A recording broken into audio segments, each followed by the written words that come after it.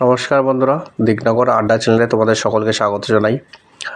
বাড়ির আর একটা ব্লগ ভিডিওতে আজকে দেখবে তোমরা ট্যাঙ্কি মোটর সেট হচ্ছে, পাইপলাইন সেট হচ্ছে, নিচের ফ্লোর টাইলস বসানো হয়ে গেছে, সেটা দেখবে। অ্যাকচুয়ালি কাজটা কীভাবে হয়, পরপর ধাপে ধাপে কাজটা হয়, সেটাই কিছুটা দেখতে পারবে। আচ্ছা, এখন যেটা হচ্ছে, এটা আমার ওই ট্যাঙ্কি রাখবো, তার জন্য ওই চাতাল করা হচ্ছে। চাতাল করে 4টে পায়া লাগানো হচ্ছে, এর উপরে ট্যাঙ্কিটা থাকবে, জলের ট্যাঙ্কি। আর অনেকে ওই প্যারাপিট করে, প্যারাপিটের একটা দেওয়াল নিয়ে নেয় আর 2খানা পায়া করে দেয়, দিয়ে হয়ে যায়। সেটাও অনেকে করে। আমি 4টে পায়া করেছি।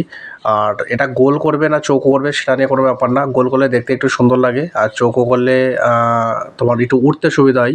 যাই করো, ট্যাঙ্কি ছাড়া 6 ইঞ্চি মতো বড় করো রাউন্ডটা, এই হলো ব্যাপার। আর এখানে মিস্ত্রি চলে বসেছে, পাইপলাইনের কাজ হচ্ছে। আর এটা আমার টয়লেটের নিচে ফ্লোরটা হয়ে গেছে। যতই টাইলস মিস্ত্রি বলুক যে আগে ওয়াল করব তারপরে ফ্লোর করব, তা সেটা শুনবে না। তোমরা বলবে আগে নিচের ফ্লোর করতে, তারপরে ওয়াল লাগাতে। এর ফলে যে জলগুলো নামবে ওই ফ্লোরের ওপরে ওপরে চলে আসবে, তাহলে লিকটা হওয়ার চান্স কম থাকবে। আর এখন ওই ফ্লোর লাগানোর পরে এবার কোমোটের পাইপ লাইনে যেটা জল যাবে, সেই পাইপ লাইনের মাপটা নিচ্ছে। মাপ নেওয়ার পরে কোমোট খুলে ফেলবে, পাইপটা একদম প্লাস্টার করে ঢেকে দেবে, তারপরে ওয়াল টালিয়ে বসবে। সব শেষে আর কোমোটটা জাস্ট এসে লাগিয়ে দেবে এখানে। আচ্ছা, কাজটা এভাবে হয়নি, মানে যেভাবে দেখাচ্ছে সেরকমভাবে না। আমি তো একটা ভিডিও দেখাচ্ছি। কাজটা প্রত্যেকটা পার্টে পার্টে কাজ হয়েছে। সবার ফার্স্ট বেসিনের লাইন আর স্নানের লাইন, জলের লাইনটা করা হয়েছে। তারপরে নিচেটা ঢালাই হয়েছে। ঢালাই করবার পরে প্যান বসেছে, তারপরে প্যানের সাইডটা ঢালাই হয়েছে। তখনই কোমোটের লাইনটা করা ছিল কোমোটের। তারপরে কোমোট বসে পেছনে যে ফ্ল্যাশ হবে সেই পাইপ লাইনটা সেট হয়েছে। তারপরে ওটা প্লাস্টার হয়েছে, তারপরে ওয়াল টালি বসেছে, তারপরে কোমোট বসেছে, তারপরে নল চৌবাচ্চা পাইপগুলো সব বসেছে। এভাবে পাটে পাটে হয়েছে কাজটা, একবারে কাজ হয়নি।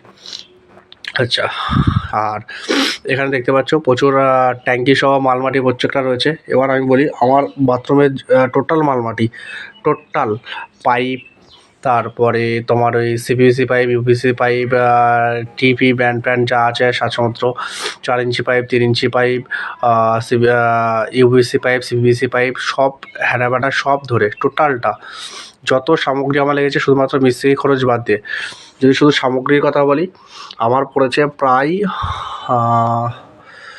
60-62 হাজার টাকার মতো পড়েছে আমার এই মালমাটি খরচ।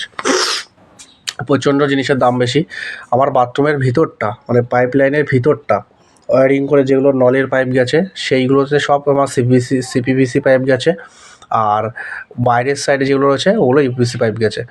আচ্ছা, কোথাও 1 ইঞ্চি পাইপ গেছে, কোথাও 1.5 ইঞ্চি পাইপ গেছে, ঠিক আছে। আর প্রত্যেকটা ব্র্যান্ডেড কোম্পানির জিনিস, অ্যাস্ট্রল কোম্পানির ব্যবহার করেছিলাম আমি। প্রত্যেকটা ট্যাঙ্কি থেকে শুরু করে, পাইপ লাইন থেকে শুরু করে, টিগুলো থেকে শুরু করে সব কটা অ্যাস্ট্রল কোম্পানির, ঠিক আছে।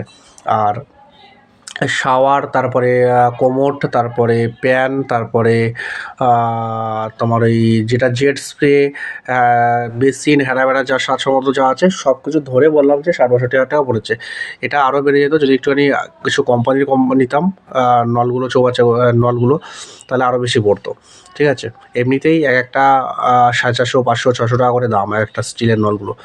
আচ্ছা, এই হলো ব্যাপার। আর এরপর দিনে যে ভিডিওটা করব, সেই ভিডিওটাতে ফুল বাথরুম সেটিং, মানে প্যান ট্যান বসানো হয়ে গেছে, নল চৌবাচ্চাতে জল পড়ছে, কোনটা কত দূরে দূরে লাগাবো, কতটা জায়গা থাকলে প্যান এবং ইন্ডিয়ান প্যান এবং কোমর দুটোই বসানো যাবে, এইসব সাজসমত্র দিয়ে গোটাটা একটা ভিডিও করে দেবো। সেখানে বেসিন সহ সব কিছু থাকবে। ধন্যবাদ সকলকে, আজকের ভিডিও এটুকুই থাকলো।